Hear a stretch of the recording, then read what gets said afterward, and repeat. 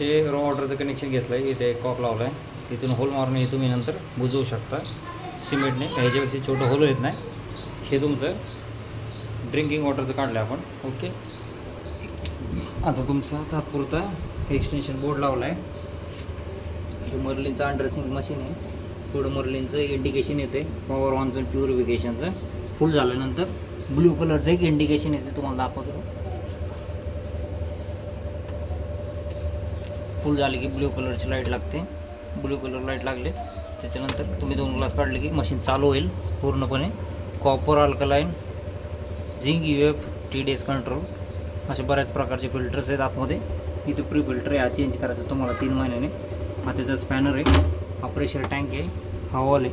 हा वॉल फिरवायचा नाही, हे पाणी जरा सर्क्युलेट होत आहे. हे अंडर सिंकचं टॅप आहे.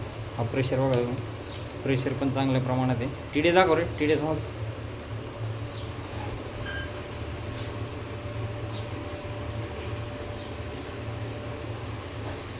पहिले दाखव. 0 आहे. ते तुमचं फिल्टरचं पाणी घेतलं आहे. ते तुमचं 126 वगैरे आलं आहे. त्याच्यापेक्षा कमी होईल. 1-2दा सोडून द्या. परत दाखवा एकदा.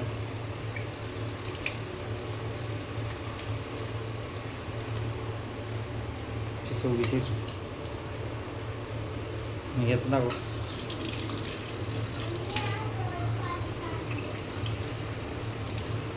0 आहे. 916 TDS येते.